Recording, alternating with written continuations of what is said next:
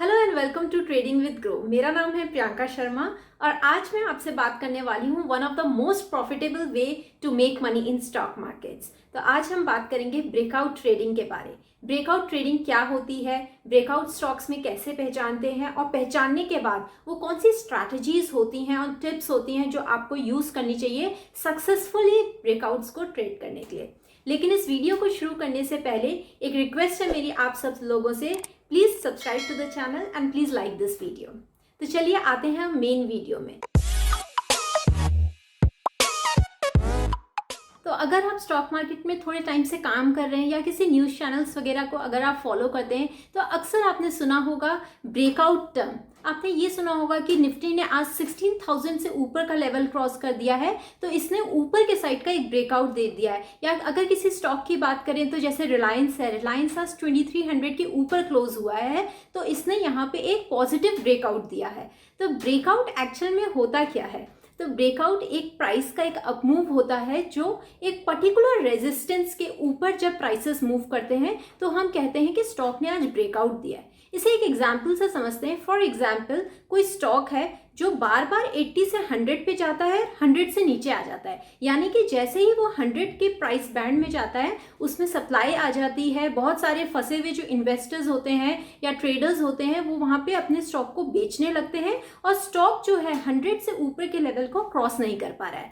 And it happens not only once but twice और thrice. तो जब कोई प्राइस लेवल 2 या 3 बार इस तरीके से टेस्ट हो जाता है जहां पे सप्लाई बढ़ जाती है और स्टॉक बार बार उस प्राइस पे जा रहा है, नीचे आ रहा है, ऊपर जा रहा है, नीचे जा रहा है, तो उस प्राइस को हम कहते हैं रेजिस्टेंस। तो जो मैंने आपको एग्जाम्पल बताया इसमें 100 से 102 का एक रेजिस्टेंस जोन बन गया है, यानी कि अब मुझे पता है कि जब भी प्राइसेस वहां पे जाएंगे वहां पे एक सप्लाई एंटिसिपेटेड है। लेकिन क्या होगा अगर एक दिन वो सप्लाई जो हम एंटिसिपेट कर रहे हैं वो कम पड़ जाए और डिमांड बढ़ जाए स्टॉक में, तो तब हम कहते हैं कि स्टॉक में रेजिस्टेंस टूट गया है। और जब रेजिस्टेंस टूटता है तब ऊपर के साइड का हमें एक ब्रेकआउट देखने को मिलता है। तो जब हमारे स्टॉक का प्राइस 100 से 102 के ऊपर क्लोज हो जाएगा, एक लंबी सी लॉन्ग ग्रीन कैंडल बनेगी और फोर्थ कमिंग सेशंस में कैंडल्स उसके ऊपर ही ट्रेड करने लगेंगे 100 के प्राइस जोन से, तो हम कहेंगे कि स्टॉक में ब्रेकआउट जो था वो सक्सेसफुल था और now the stock is in a positive breakout territory. तो इस तरीके से हम स्टॉक्स में या इंडाइसेस में या जो भी एसेट क्लास आप फॉलो करते हैं उसमें हम ब्रेकआउट्स को पहचानते हैं। तो एक बार स्टॉक जब ब्रेकआउट दे देता है, ऊपर के साइड रेजिस्टेंस से ऊपर जाके ट्रेड करने लगता है, तो हम ये मान के चलते हैं कि यहाँ पे जो ओवरहेड सप्लाई थी वो जो है पूरी एब्जॉर्ब हो चुकी है, नई डिमांड बिल्टअप हो गई है स्टॉक में, इसीलिए स्टॉक ऊपर की रेंज में, ऊपर के प्राइस रेंज में ट्रेड कर रहा है। चलिए इसे समझ लेते हैं एक चार्ट में। मैं आपसे शेयर कर रही हूँ महिंद्रा एंड महिंद्रा का स्टॉक ने रिसेंटली अपने न्यू हाइस पे एक पॉजिटिव ब्रेकआउट दिया है। तो जैसा कि आप देख पा रहे हैं चार्ट्स में, स्टॉक 3 बार 950 के लेवल तक गया और वहां से रिट्रेस कर गया, यानी कि स्टॉक जैसे ही 950 के लेवल पे गया वहां पे एक सप्लाई स्टॉक में आती थी और 3 बार ये इंस्टेंस हमारा रिपीट हुआ है। तो इस केस में 950 was the major resistance for the stock.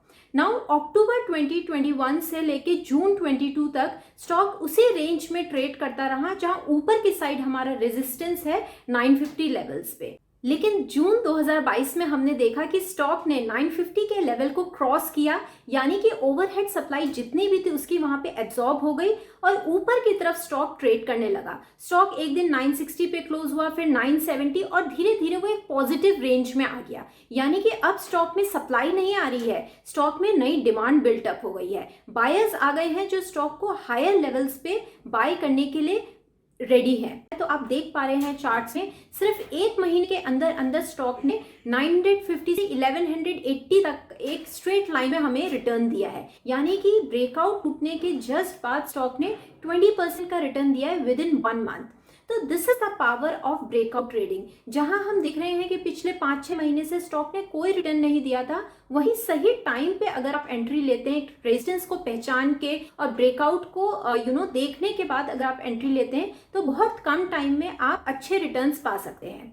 लेकिन इसके लिए आपको करना क्या होगा? इसके लिए आपको करना होगा कि आपको स्टॉक पे रिसर्च करनी होगी। आपने फिल्टर आउट करने पड़ेंगे ऐसे स्टॉक्स जो अपने ब्रेकआउट लेवल के पास ट्रेड कर रहे हैं और एक अच्छे रेजिस्टेंस के ऊपर जाने की कोशिश कर रहे हैं। अच्छा, यहाँ पे दूसरा एग्जाम्पल शेयर करती हूँ मैं आपके साथ आईटीसी का। आईटीसी एक बड़ा इंटरेस्टिंग स्टॉक है। इसके चार्ट्स में जैसा कि आप देख पा रहे हैं 239 से 242 का एक लेवल था जो स्टॉक ने 3 बार टेस्ट किया है, और एवरी टाइम स्टॉक 240 के लेवल पे जाता था, वहां पे एक सप्लाई आ जाती थी और स्टॉक नीचे की साइड ट्रेड होने लगता है। इस लेवल को ब्रीच करने के ऊपर हमारा ब्रेकआउट आएगा, क्योंकि ये हमारा एक डिफाइंड रेजिस्टेंस है। रेजिस्टेंस कैसे डिफाइन होता है? जब एक ही प्राइस लेवल 2 या 3 टाइम्स टेस्ट हो जाए और स्टॉक वहां से ऊपर ना जा पा रहा हो, तो उसे हम कहते हैं this is a defined resistance. तो आईटीसी की केस में हमें साफ साफ दिखाई दे रहा है 240 इज आवर डिफाइंड रेजिस्टेंस। तो पॉजिटिव ब्रेकआउट देने के लिए स्टॉक को यहां से ऊपर क्लोज होना होगा। अब देखिए, अगर आप स्टॉक को 5-6 महीने तक पकड़ के रखते तो स्टॉक आपको नेगेटिव या फिर एक ऑलमोस्ट नो रिटर्न देता, लेकिन आपने अगर इसका रेजिस्टेंस को आइडेंटिफाई किया है और आप इसको ब्रेकआउट के ऊपर बाय करते हैं, तो with in a matter of 1 month और सो आपको मोर देन 10 to 12% का यहाँ पे प्रॉफिट मिल जाता। जैसे ही स्टॉक ने 240 के लेवल के ऊपर का ब्रेकआउट दिया है, आप देख पा रहे हैं कि स्टॉक इमीडिएटली 270 टू 280 के लेवल्स में पहुंच गया। जब भी हम ब्रेकआउट्स देखते हैं स्टॉक में, तो जरूरी नहीं है कि वो उनके लाइफ टाइम हाई पे ही ब्रेकआउट्स दे रहा हो। फॉर एग्जांपल, हमने जो अभी 2 स्टॉक्स के एग्जांपल देखे, Mahindra and Mahindra and ITC, उसमें महिंद्रा एंड महिंद्रा ने जब 950 से ऊपर का ब्रेकआउट दिया है तो वो स्टॉक का लाइफ टाइम हाई था, यानी कि स्टॉक का जो रेजिस्टेंस बना था वो एक लाइफ टाइम हाई के नियर बन रहा था। लेकिन आईटीसी के केस में वो उसका वीकली हाई था और उसका लाइफ टाइम हाई कुछ और था। तो breakouts can be weekly highs, it can be monthly highs, और it can be at all time highs. तो यह आपको देखना पड़ेगा कि कौन से लेवल पे आप ब्रेकआउट्स को ऑब्जर्व कर रहे हैं। आप कोई भी टाइम फ्रेम पे देखें, चाहे आप मंथली हाइज हो, वीकली हाइज हो या लाइफ टाइम हाइज हो, उससे फर्क नहीं पड़ता है। इंपॉर्टेंट ये है कि आपने जो ब्रेकआउट ऑब्जर्व किया है वो एक डिफाइंड रेजिस्टेंस के ऊपर है कि नहीं। तो अगर आपने पैटर्न को सही एनालाइज किया है, रेजिस्टेंस को सही एनालाइज किया है, तो आपका जो ब्रेकआउट है वो 60 to 70% चांसेस हैं कि वो आपके फेवर में वर्क करे। चलिए पॉजिटिव ब्रेकआउट का एक एग्जाम्पल और देख लेते हैं। ये है HCL टेक का चार्ट, डेली चार्ट, और यहाँ पे आप देख पा रहे हैं 1050 से लेके 1055 तक का एक रेजिस्टेंस है जो स्टॉक ने मेंटेन कर रखा है। नाउ ये जब रेजिस्टेंस टूटेगा तो इसके ऊपर हमारा पॉजिटिव ब्रेकआउट है। तो देखिए, जैसे ही स्टॉक ने यहाँ से 1050 और 1055 का एक प्राइस जोन जो था जहाँ पे सप्लाई एंटिसिपेटेड थी, उस प्राइस जोन को तोड़ा है, तो स्टॉक में जो मोमेंटम है, यानी कि जो स्टॉक की स्पीड है, अपसाइड मोमेंटम है, वो किस तरीके से बढ़ गया। तो जब भी आप देखेंगे एक सक्सेसफुल ब्रेकआउट होता है तो अक्सर जो मोमेंटम होता है ऊपर की साइड का वो काफी स्ट्रांग होता है। ब्रेकआउट के बाद जो हमें मोमेंटम एक देखने को मिलता है, यही सबसे बड़ा एडवांटेज है ब्रेकआउट ट्रेडिंग का, क्योंकि जब ब्रेकआउट ट्रेडिंग है वो इंश्योर करता है कि आप you are always in sync with the trend. And पैसा कैसे बनता है स्टॉक मार्केट में? पैसा तभी बनता है जब आप ट्रेंड में पार्टिसिपेट करते हैं। फॉर एग्जाम्पल, अगर कोई स्टॉक बहुत ही फंडामेंटली साउंड स्टॉक है लेकिन वो 1 साल तक या 6 महीने तक 100 से 110 के बीच में ही घूमता रहे, तो क्या आपका कोई प्रॉफिट जनरेट होगा? The answer is no.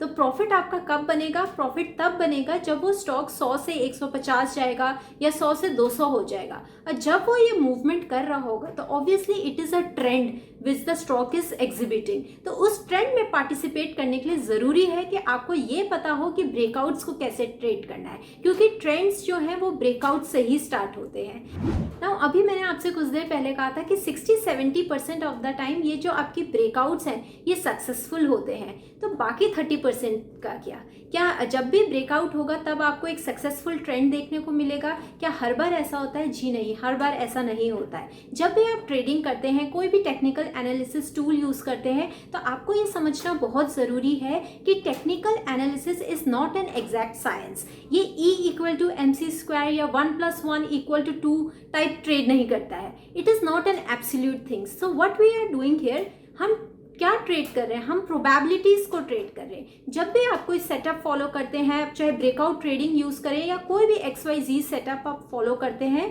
तो ये हरदम ध्यान में रखें कि आप कोई इक्वेशन को ट्रेड नहीं कर रहे हैं, यहाँ पे आप प्रोबेबिलिटी को ट्रेड कर रहे हैं। इस चीज के चांसेस क्या है कि स्टॉक ऊपर जाएगा। जब आपने कोई एक पर्टिकुलर रेजिस्टेंस देखा 100 के लेवल पे, for example, what are the chances that the stock will go above this level? The chances are 60 to 70%. What about the rest 30%? तो बाकी 30% ऑफ द टाइम क्या होगा जब सक्सेसफुल ब्रेकआउट नहीं होगा? बाकी 30% of the time stock breakout तो देगा।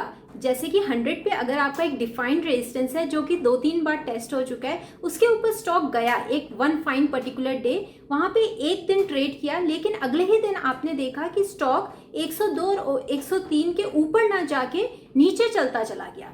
जैसे कि हमने M&M का भी एग्जाम्पल देखा था, वहां पे 950 पे एक बड़ा अच्छा ब्रेकआउट आया और उसके बाद स्टॉक ऑलमोस्ट एक स्ट्रेट लाइन पे 20% ऊपर चला गया। तो ऐसा ना हो कि अगर स्टॉक 960 तक जाता और वहां से फिर से 920 या 930 पे जाता, तो वो क्या कहलाता? वो कहलाता फॉल्स ब्रेकआउट। तो जी हाँ, आपको ज़रूरी नहीं है कि अगर आप ब्रेकआउट ट्रेड कर रहे हैं तो आपको हर बार ही सक्सेस मिलेगी।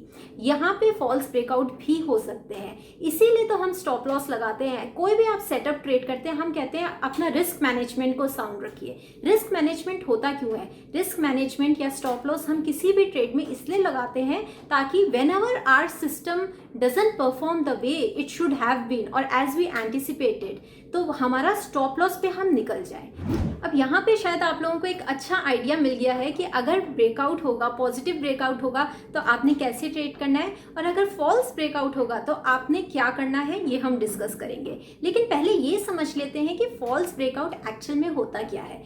फॉल्स ब्रेकआउट होता है जब हम जो एक्सपेक्ट कर रहे हैं रेजिस्टेंस के ऊपर का ब्रेकआउट, वो होता तो है, ब्रेकआउट तो आता है चार्ट्स में, लेकिन वहां से जो नेक्स्ट एंटिसिपेटेड मूवमेंट है या जो एंटिसिपेटेड ट्रेंड है वो नहीं आ पाता। फॉर एग्जाम्पल, अपना पुराना एग्जाम्पल ले लेते हैं। स्टॉक का 100 पे एक डिफाइंड रेजिस्टेंस था, स्टॉक 102 तक गया, एक दिन 102 के ऊपर उसने क्लोजिंग दी, लेकिन अगले ही दिन वो 100 के नीचे ट्रेड करने लगा, फिर अगले हफ्ते 80 पे, फिर उसके अगले हफ्ते 70 पे, और उसके बाद वो रिकवर ही नहीं हुए, कभी 100 के लेवल रिकवर ही नहीं हुए। तो इस तरीके की जो मूवमेंट आती है, जो फॉल्स ब्रेकआउट आता है, वो भी कई बार देखा जा सकता है। चलिए फॉल्स ब्रेकआउट के कुछ एग्जांपल्स देख लेते हैं और देख लेते हैं कि स्टॉक प्राइसेस कैसे बिहेव करते हैं एक फॉल्स ब्रेकआउट में। तो ये विप्रो का डेली चार्ट है जो आप अपने स्क्रीन में देख पा रहे हैं। 686 एक रेजिस्टेंस लेवल था, एक डिफाइंड रेजिस्टेंस लेवल था जो कि बार बार टूट नहीं रहा था। वन फाइन डे ये जो स्टॉक है वो 686 के ऊपर ओपन होता है 700 के लेवल पे, और उस दिन उस स्टॉक ने अच्छा अपमूव दिया है ऊपर की साइड। लेकिन from the very next day वो अपमूव सस्टेन रहने की बजाय वहां पे एक स्ट्रॉन्ग प्रॉफिट बुकिंग आई, और वो प्रॉफिट बुकिंग काफ़ी हफ्ते और महीने तक चलती रही। अगर आप विप्रो का आज का करंट प्राइस देखेंगे तो it is trading somewhere near 410 and 411। तो वो जो स्टॉक ने एक हाई बनाया था 725 में एक फॉल्स ब्रेकआउट देके, वो आज के डेट तक वो लेवल्स ब्रीच नहीं हुए हैं ऊपर की साइड। एक दूसरा एग्जाम्पल देख लेते हैं फॉल्स ब्रेकआउट का। ये है टाटा स्टील का डेली चार्ट। जैसा कि आप चार्ट्स में देख पा रहे हैं, एक स्मॉल कंसोलिडेशन रेंज बनी है, एक रेजिस्टेंस डिफाइन हुआ है जो कि 1463 के लेवल पे है, which is coincidentally also the stock life time high. तो यहाँ पे स्टॉक का लाइफ टाइम हाई बना था 1463 के लेवल पे, और इससे ऊपर अगर स्टॉक जाता तो वो उसका एक पॉजिटिव ब्रेकआउट हुआ, और ऐसा ही स्टॉक में हुआ भी। एक गैप अप ओपनिंग हुई और स्टॉक 1500 के आसपास और उससे ऊपर ट्रेड करने लगा। लेकिन second day after the breakout आप देख पा रहे हैं रेड कैंडल्स बनना स्टार्ट हो गई और स्टॉक ने एक नीचे के साइड का ट्रेंड पकड़ लिया। और अगर अभी स्टॉक के आप करंट प्राइसेस देखेंगे तो स्टॉक 800 to 900 के लेवल पे ट्रेड कर रहा है, यानी कि विप्रो की तरह स्टॉक अभी तक अपने डाउन ट्रेंड से ऊपर नहीं आ पाया है। तो यहाँ पे आप देख सकते हैं कि किस तरीके से अगर आप एक फॉल्स ब्रेकआउट वाले स्टॉक को बाय कर लेते हैं और अपने रिस्क मैनेजमेंट को स्ट्रिक्टली फॉलो नहीं करते, स्टॉप लॉस पे एग्जिट नहीं करते, तो कितना भारी नुकसान आपके पोजीशंस में आपको हो सकता है। अब ये जो एग्जांपल्स मैंने आपके साथ फॉल्स ब्रेकआउट के शेयर किए, इससे आपको ये भी अंदाजा लग गया होगा कि अगर आप एक फॉल्स ब्रेकआउट वाले स्टॉक में स्टक हो जाते हैं तो यही इसका सबसे बड़ा डिसएडवांटेज बन सकता है। जहां हमने देखा था अगर स्टॉक में पॉजिटिव ब्रेकआउट आए तो किस तरीके से वो हमारे लिए सबसे बड़ा ब्लेसिंग बन सकता है, लेकिन उसी तरीके से अगर आप एक फॉल्स ब्रेकआउट वाले स्टॉक पे स्टक हो जाते हैं तो वो इसका सबसे बड़ा डिसएडवांटेज है, because you are buying stocks at new weekly highs, new monthly high, और हो सकता है स्टॉक को न्यू लाइफ टाइम हाइस पे बाई कर रहे हो, जैसा कि हमने महिंद्रा एंड महिंद्रा के केस में देखा था। तो इसलिए आपको बहुत ज़्यादा स्ट्रिक्टली ये देखना चाहिए कि आप ब्रेकआउट को ट्रेड तो कर रहे हैं लेकिन अपना स्टॉप लॉस सही जगह पे लगा रहे हैं कि नहीं। बहुत बार जो ट्रेडर्स होते हैं या इन्वेस्टर्स होते हैं वो ब्रेकआउट ट्रेडिंग सिर्फ इस वजह से पसंद नहीं करते क्योंकि जो हम स्टॉक्स को बाय कर रहे होते हैं वो काफ़ी एक्सपेंसिव लग रहे होते हैं, रिलेटिवली एक्सपेंसिव लग रहे होते हैं, क्योंकि स्टॉक या तो नए वीकली हाई में होता है या नए मंथली हाई में होता है या नए लाइफ टाइम हाइस पे होता है। लेकिन वही स्टॉक अगर एक अच्छा ट्रेंड पकड़ ले ब्रेकआउट के बाद तो वही ट्रेडर्स काफ़ी फोमो का शिकार भी हो जाते हैं। फोमो यानी कि फियर ऑफ मिसिंग आउट। तो अगर आप चाहते हैं कि आप सिर्फ ऐसे ब्रेकआउट्स को ट्रेड करें जिनमें ज़्यादा टेंडेंसी है, ज़्यादा प्रोबेबिलिटी है कि वो एक सक्सेसफुल ब्रेकआउट दें और फॉल्स ब्रेकआउट को आप अवॉइड करें, तो उसके लिए क्या स्ट्रैटेजीज और टिप होनी चाहिए। तो मैं आज शेयर करने वाली हूँ आपके साथ 3 ऐसी स्ट्रैटेजीज एंड टिप्स जो कि आपको ये बताएंगी कि आपका जो ब्रेकआउट है वो क्या प्रोबेबिलिटी है कि वो सक्सेसफुल होगा। अगर आप इन 3 स्ट्रैटेजीज या इन टिप्स को ध्यान से समझ लें तो आई कैन एश्योर यू कि जो आप ब्रेकआउट ट्रेडिंग नेक्स्ट टाइप करेंगे वो आपकी बहुत बहुत सक्सेसफुल रहेगी। स्ट्रैटेजी नंबर 1, सबसे पहले आपने ये देखना है कि ब्रेकआउट जब हो रहा है किसी स्टॉक में तो ब्रेकआउट के बाद प्राइस एक्शन कैसे बिहेव कर रहा है। जैसे कि यहाँ पे आप देख पा रहे हैं स्टॉक ने एक प्रीवियस रेजिस्टेंस था 385 के लेवल पे, यहाँ पे स्टॉक ने एक ब्रेकआउट दिया है and after the breakout long green candlesticks बनी है एंड स्टॉक ने ऊपर की साइड एक अच्छी रैली दी है। आफ्टर द रैली उसके बाद स्टॉक प्राइसेस साइडवेज कंसोलिडेट कर रहे हैं। कंसोलिडेशन जब भी होता है स्टॉक में तो it is a sign of strength. ये हमें बताता है कि ऊपर के लेवल में भी बायर्स प्रेजेंट है। तो जब भी कंसोलिडेशन होता है बायर्स और सेलर्स सेम अमाउंट पे प्रेजेंट रहते हैं तभी स्टॉक प्राइसेस नीचे नहीं जा रहे। अगर सेलर्स की मात्रा ज्यादा होगी या सेलर्स ज्यादा मात्रा में प्रेजेंट होंगे तो यहाँ से प्राइसेस नीचे जाएंगे क्योंकि सप्लाई बढ़ेगी। तो यहाँ ऐसा नहीं हो रहा है, स्टॉक्स जो है वो साइडवेज डायरेक्शन में मूव कर रहे हैं और इसके जब भी स्टॉक साइडवेज डायरेक्शन में मूव करता है तो उसके बाद एक प्रोबेबिलिटी इस चीज की ज्यादा रहती है कि यहाँ से स्टॉक में ब्रेकआउट आएगा। तो जैसा कि आप यहाँ पे भी देख सकते हैं, तो जब भी आप ब्रेकआउट्स को ट्रेड करें तो जरूरी नहीं है कि आपने अगर पहला ब्रेकआउट यहाँ पे मिस कर दिया तो आपने हाई को चेस करना है। आप वेट कर सकते हैं और एक ऐसे पैटर्न का फॉर्मेशन के लिए वेट कर सकते हैं जो कि आपको एक साइडवेज कंसोलिडेशन टाइप का नजर आए। अगर ये पैटर्न आपको नजर आता है तो नेक्स्ट ब्रेकआउट में आप यहाँ पे एंट्री ले सकते हैं। यह आपकी प्रोबेबिलिटी को बढ़ाता है, कंसोलिडेशन का होना प्रोबेबिलिटी को बढ़ाता है कि नेक्स्ट ब्रेकआउट आएगा और वो भी सक्सेसफुल होगा। एक दूसरा चार्ट पैटर्न मैंने यहाँ पे डाला है जिसे आप देख सकते हैं, यहाँ पे भी एक न्यू हाईज टूटे थे स्टॉक में, एक अच्छा खासा ब्रेकआउट हमें इस लेवल पे देखने को मिला है। स्टॉक ऊपर गया यहाँ से और उसके बाद ऊपर बढ़ता नहीं चला गया, उसके बाद स्टॉक की रैली यहाँ पे रुक गई है और स्टॉक एक साइडवेज मूवमेंट हमें दे रहा है। अब ये साइडवेज मूवमेंट या कंसोलिडेशन जैसे ही आपने चार्ट्स में देखा तो आपको पता चल जाना चाहिए कि यहाँ पे still there are buyers at this level. तो अगर यहाँ पे बायर्स अवेलेबल हैं तो स्टॉक कभी ना कभी ऊपर की साइड एक ब्रेकआउट देगा। तो presence of consolidation in a breakout stock is a sign of strength. दूसरी स्ट्रैटेजी जो आप फॉलो कर सकते हैं वो है ट्रायंगल का प्रेजेंट होना नियर अ ब्रेकआउट। अभी जैसे हमने देखा कंसोलिडेशन हो रहा था, कंसोलिडेशन जनरली एक ट्रायंगल फॉर्म में होता है जहां पे स्टॉक का प्राइस एक्शन कुछ इस तरीके से फॉर्म होता है, लेकिन जब ट्रायंगल बनती है आफ्टर द ब्रेकआउट तो वो कुछ इस तरीके से बनती है।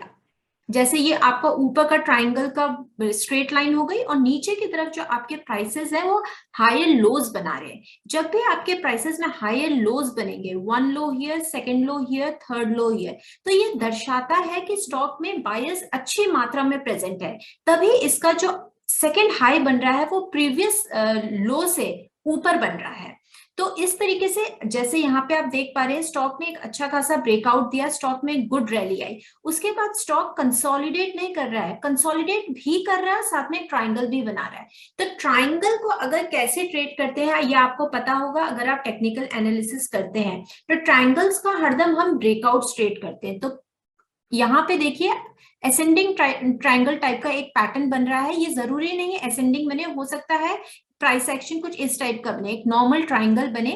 So the meaning of having a triangle in consolidation is that कि प्राइसेस यहाँ पे वोलेटिलिटी प्राइसेस की कम हो रही है और सूनर और लेटर इसका ब्रेकआउट आएगा। तो प्रेजेंस ऑफ ट्राइंगल हमें एक साइन ऑफ स्ट्रेंथ बताता है अगेंस्ट स्टॉक्स में। तो ये दूसरा स्ट्रैटेजी है जो आप फॉलो कर सकते हैं। ब्रेकआउट में आपने हाइस को चेज नहीं करना है, आपने देखना है कि स्टॉक प्राइसेस आफ्टर ब्रेकआउट एक ट्राइंगल शेप में आ रहे हैं, then it is also a sign of strength. अगर वहां पे एक कंसोलिडेशन बन रही है then also it is a sign of strength and we will wait for the breakout to happen. जो थर्ड स्ट्रैटेजी हम यहाँ पे यूज कर सकते हैं वो है retest of new highs.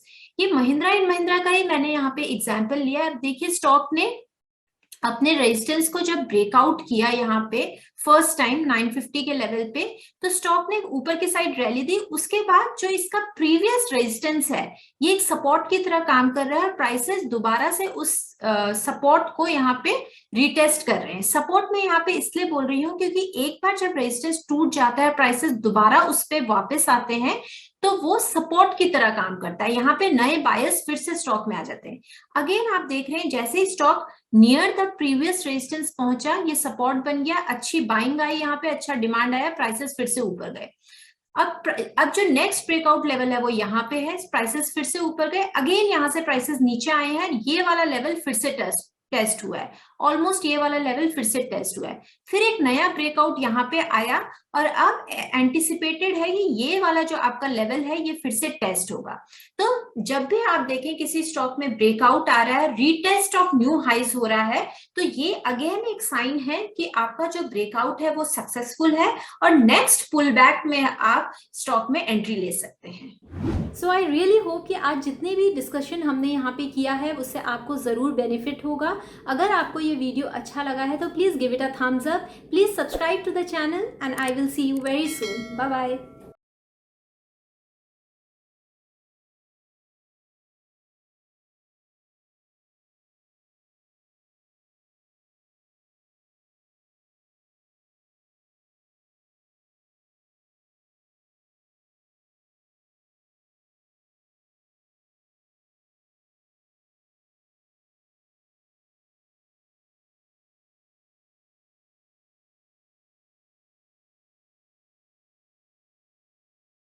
Investment in securities market are subject to market risks. Read all the related documents carefully before investing. Please read the risk disclosure documents carefully before investing in equity shares, derivatives, mutual fund, and or other instruments traded on the stock exchanges.